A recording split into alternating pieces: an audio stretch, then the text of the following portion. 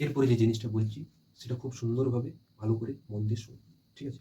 এইটা আমি specially request করব আমার যে সমস্ত পুচকু, পুচকু ভাই বোন রয়েছে তাদের বাবা-মা বা গার্ডিয়ান তারা যেন দেখেন, ঠিক আছে? আপনাদের বাচ্চার জন্য এটা খুবই গুরুত্বপূর্ণ। একটু মন দিয়ে শুনুন।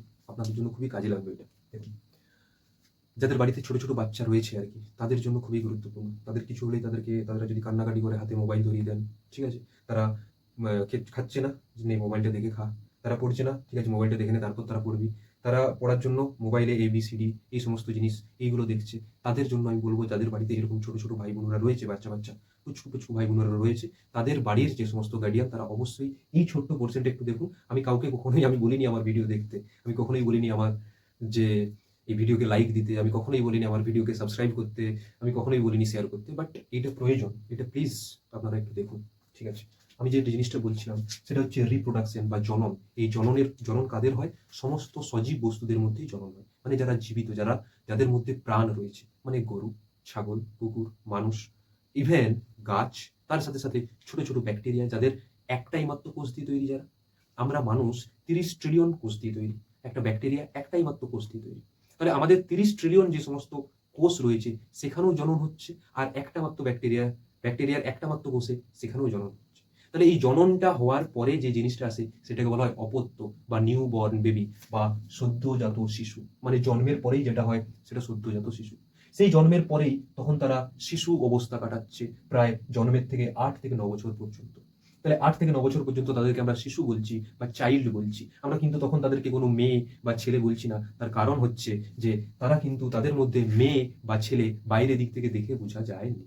তাহলে বাইরের দিক থেকে যেহেতু দেখে বোঝা যায়নি যে সে মেয়ে না ছেলে, তার জন্য তাদেরকে আমরা শিশু বলি এই সময়টাতে। যে জন্মের পর থেকে ৮ থেকে ৯টা বছর বয়স পর্যন্ত আমরা তাদেরকে শিশু বলি। চাইল্ড। চাইল্ড তোমরা আমার যে সমস্ত ভাই বোনেরা ইংলিশ পড়ো তারা বুঝতে পারবে যে ইংলিশ গ্রামারে যে জেন্ডার যখন পড়বে সেই জেন্ডারে কিন্তু চাইল্ড যেটা সেটা কি জেন্ডার? ম্যাসকুলিন জেন্ডার না ফেমিনাইন জেন্ডার নাকি কমন জেন্ডার? এইটাকে শিশুটাকে বলা হয় কমন জেন্ডার। তার কারণ শিশু একজন মেয়েকেও শিশু বলা হয়, একজন বাচ্চা ছোট্ট ছেলে যারা তাদেরকেও শিশু বলা হয়। তার কারণ কি? তাদেরকে আমরা বাইরের দিক থেকে দেখে আমরা বুঝতে পারবো নি যে সে ছেলে না মেয়ে, তার জন্য। কিন্তু তোমরা এখনই বলবে যে ৮ বছর বয়স পর্যন্ত আমরা দেখে বুঝতে পারবো না যে কে ছেলে না কে মেয়ে? এটা হতে পারে না। তখন তোমাদেরকে আমি একটাই কথা বলবো, শোনো মন দিয়ে। সেটা হচ্ছে ৮ বছর বয়স পর্যন্ত সেটা তোমরা আজকের যে পরিবেশ সেইটার এসপেক্টে তোমরা বলছো, সেটার উপর ভিত্তি করে তোমরা বলছো। আজ থেকে ২০ বছর ৩০ বছর আগে যদি দেখা হয় না, তাহলে তোমরা যে জিনিসটা বুঝতে পারবে সেইটা হচ্ছে তখন পর্যন্ত ৮ থেকে ৯ বছর পর্যন্ত তাদেরকে দেখে বোঝা যেত নি যে তারা ছেলে না মেয়ে। তাদেরকে আমরা শিশু হিসেবেই কনসিডার করতাম। কি বলছি বুঝতে পারছো? আজকের সময় অন্যরকম। আজকের সময় পরিবর্তন হয়েছে।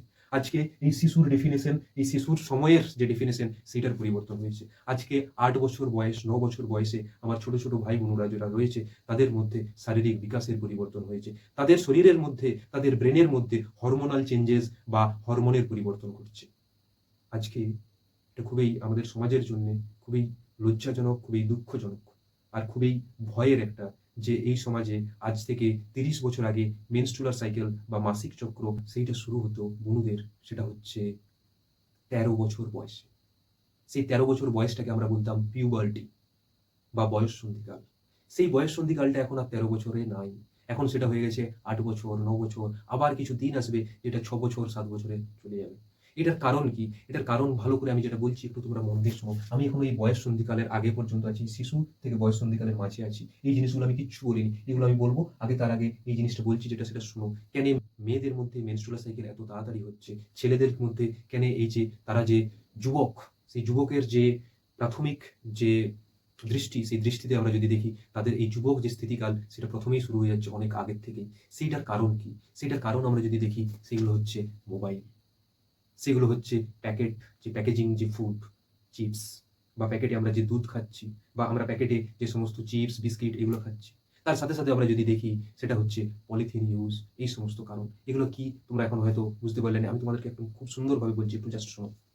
যে এই জিনিসগুলা কি ভালো করে যদি দেখো তাহলে যেটা বুঝতে পারবে যে এই শিশু থেকে বয়ঃসন্ধিকাল যেটা এই সময়ে হরমোনাল পরিবর্তন খুব একটা বেশি হয়নি। ঠিক আছে? এই সময় কি হয় আমি ভালো করে বলছি, একটু শোনো। সেটা হচ্ছে এই হচ্ছে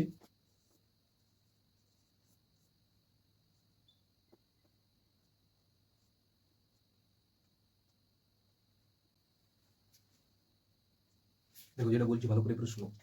এই হচ্ছে আমাদের ব্রেন। ঠিক আছে? এই হচ্ছে আমাদের ব্রেন। আমাদের ব্রেনের 3টা পার্ট। একটা হচ্ছে মিড ব্রেন, ফ্রন্ট ব্রেন। আচ্ছা, আমি এত ডিটেলসে বলছি না, জাস্ট এইটা শুনো। আমাদের ব্রেনের মধ্যে একটা জায়গা আছে যেটা হচ্ছে হাইপোথ্যালামাস। এই জায়গাটা করে ধরো হাইপোথ্যালামাস আছে, ঠিক আছে? হাইপোথ্যালামাস, এই হাইপোথ্যালামাস যে ঠিক তার নিচেই আছে পিটুইটারি গ্ল্যান্ড। কি আছে? পিটুইটারি একটা গ্ল্যান্ড। এটা বলছি, ভালো করে শোনো। যখনই তোমার শিশু, বাচ্চা, তার বয়স যখন এই যে মানে সে যখন শিশু, তার বয়স যখন 6 বছর, 7 বছর, 8 বছর, সেই সময়ে কি হচ্ছে? এই হাইপোথ্যালামাস আস্তে আস্তে অ্যাক্টিভ হচ্ছে। কিসের জন্য অ্যাক্টিভ হচ্ছে? তার কারণ হচ্ছে তারা কি দেখছে? তারা মোবাইলে যেটা দেখছে সেক্সুয়াল কন্টেন্ট, অ্যারোটিক সিন। একজন পুরুষ, প্রাপ্তবয়স্ক পুরুষ, একজন প্রাপ্তবয়স্ক মহিলা, তারা তাদের প্রাইভেট মুহূর্ত, ঠিক আছে, সেই মুহূর্ত তাদের স্ক্রিনে চলে আসছে। যখনই তাদের স্ক্রিনে চলে আসছে, তাদের মধ্যে এইখানে রয়েছে যে শিশু, তাদের হাইপোথ্যালামাস যেটা, সেই হাইপোথ্যালামাসে কি আছে? পালস রিলিজ করছে। সেই হাইপোথ্যালামাস যখন সে শিশু ছিল, যখন এই সমস্ত কন্টেন্ট দেখেনি, তখন তার পালস এটা আস্তে আস্তে এরকম এরকম করে মুভ করছিল। কিন্তু যখনই সে এই সমস্ত অ্যারোটিক কন্টেন্ট দেখছে, এই সমস্ত প্রাইভেট মুহূর্ত দেখছে, তখনই তার মধ্যে এই যে পালসটা যেটা, সেটা এরকম স্পিডে বাড়ছে। কিসের জন্য হাইপোথ্যালামাসের এই পালসটা স্পিডে বাড়ছে? তার কারণ আমরা জানি, এই যে হাইপোথ্যালামাস, এই হাইপোথ্যালামাস হচ্ছে আমাদের বিভিন্ন ধরনের কাজ করার সাথে সাথে আরেকটা কাজ করে, আমাদের ইমোশনকে কন্ট্রোল করে, বা আমাদের আবেগ এই আবেগকে কন্ট্রোল করে কে? এই হাইপোথ্যালামাস। এর নাম কি? এর নাম হয়ে গেল হাইপোথ্যালামাস। ভালো করে শোনো, এর নাম হচ্ছে হাইপোথ্যালামাস। এটা কি হলো?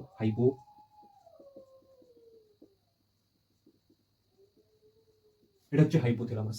এই যে এই হাইপোথ্যালামাস, সেই হাইপোথ্যালামাস অনেক ধরনের কাজ করে আমাদের বডিতে। আমাদের বডির টেম্পারেচার নিয়ন্ত্রণ করে, আমাদের বডির আবেগ বা ইমোশনকে নিয়ন্ত্রণ করে, আমাদের খিদে, এই সমস্ত জিনিসের যে অনুভূতি, সেগুলোও কিন্তু নিয়ন্ত্রণ করে। আমাদের ব্যালেন্সেরও নিয়ন্ত্রণ করে, সমস্ত জিনিসের করে। তার মধ্যে সবচেয়ে ইম্পর্টেন্ট আমি এই শিশু অবস্থার জন্য যেটা বলছি, দ্যাট ইজ আবেগ বা ইমোশন। যখনই তারা এই ধরনের অ্যারোটিক সিন দেখতে পাচ্ছে, তাদের মধ্যে এই যে হাইপোথ্যালামাস, সেই হাইপোথ্যালামাসে এই হাইপোথ্যালামাস এরকম পাম্প করছে, পালস আকারে পাম্প করছে। যেরকম ভাবে আমাদের যেরকম ভাবে হার্টবিট আমাদের পাম্প করে, সেরকম ভাবে হাইপোথ্যালামাসও কিন্তু পাম্প করছে। তাহলে এই যে হাইপোথ্যালামাস যখনই পাম্প করছে, ঠিক আছে, তাহলে এই হাইপোথ্যালামাস যখনই পাম্প করছে, তখনই কিন্তু তার মধ্যে আবেগ সৃষ্টি হচ্ছে। সেই আবেগ যখনই সৃষ্টি হচ্ছে, তখন কি হচ্ছে? আবেগ যখনই সৃষ্টি হচ্ছে, এই হাইপোথ্যালামাস থেকে একটা হরমোন রিলিজ করে। সেই হরমোনটার নাম হচ্ছে GnRH। আমি এখানে লিখছি, দেখো। সেই হরমোনটা হচ্ছে GnRH। তাহলে এই হরমোনটা GnRH এর ফুল ফর্ম হচ্ছে গোনাডোট্রপিন রিলিজিং হরমোন।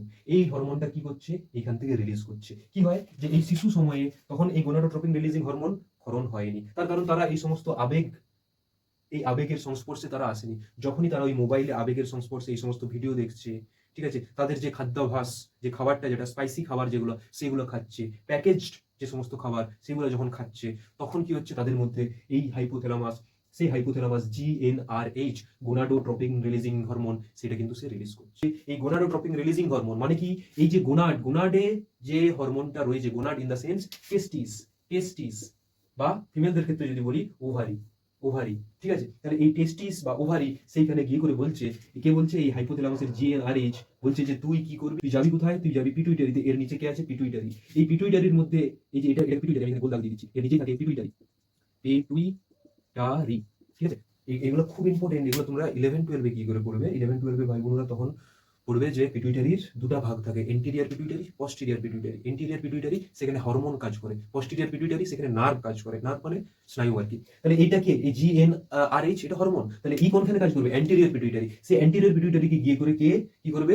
সে তাকে উদ্দীপিত করবে, ঠিক আছে। যেরকম ভাবে একটা কুকুর, সে যদি কোনো খাবার পায়, তার জিভ দিয়ে লালা ঝরে, যেরকম ভাবে আমরা মানুষ যে কোনো টক জাতীয় দ্রব্য বা যে কোনো ধরনের খাবার যদি আমরা দেখি, আমাদের জিভে জল চলে আসে, সেরকম ভাবে যখনই GnRH কে দেখছে পিটুইটারি, তখন GnRH কে দেখার সাথে সাথে এই পিটুইটারি দুটি হরমোন রিলিজ করে। তার নাম হচ্ছে FSH অ্যান্ড LH।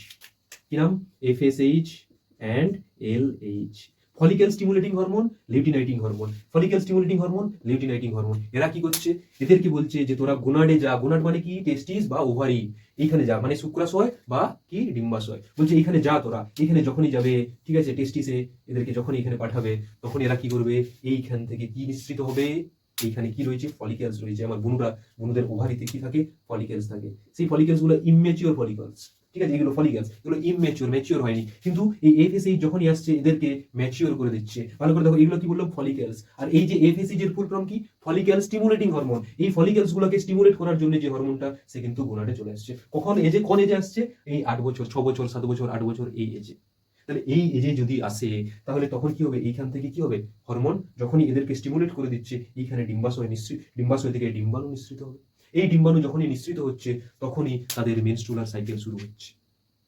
মেনস্ট্রুলার সাইকেল শুরু হচ্ছে কোন এজে, 8 বছর, 9 বছর বয়সে। আজ থেকে 10 বছর আগে যদি যাই, বা যদি 20 বছর আগেও যাই, তখন আমরা দেখতে পাবো যে মেনস্ট্রুলার সাইকেল শুরু হতো 13 বছর বয়সে।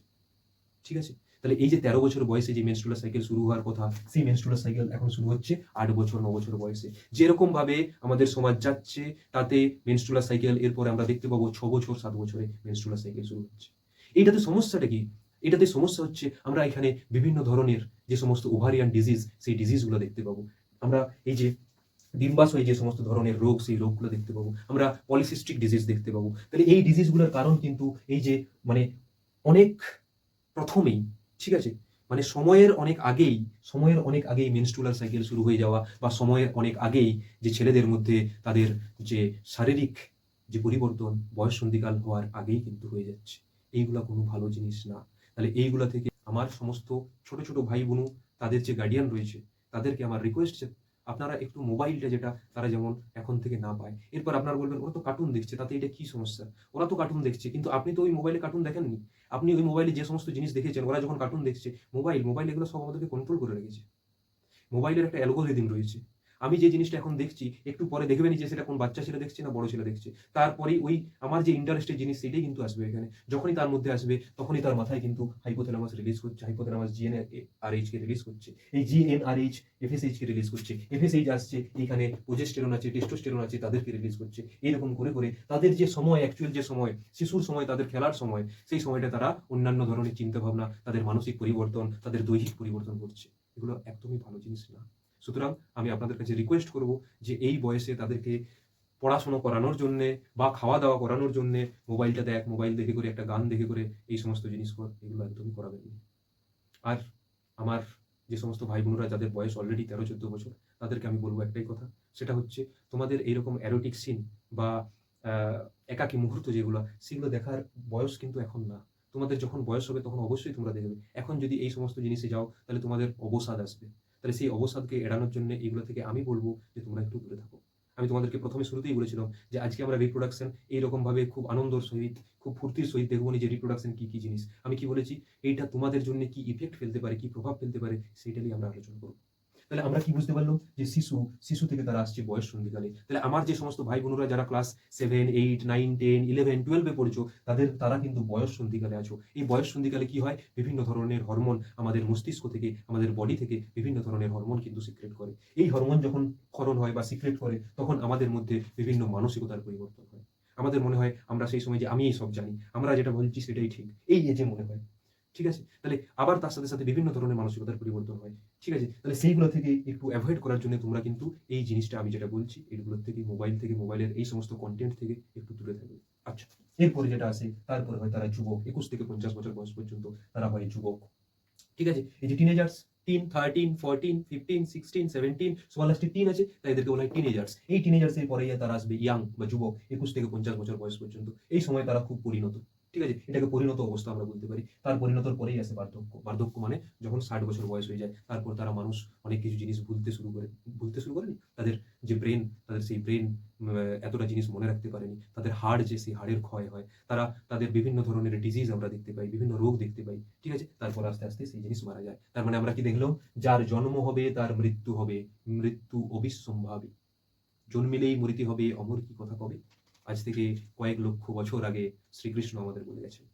ঠিক আছে, তাহলে বাংলাদেশের জন্ম হয়েছিল 1972, 71, 72, বাংলাদেশ রিমাইন্ডেড।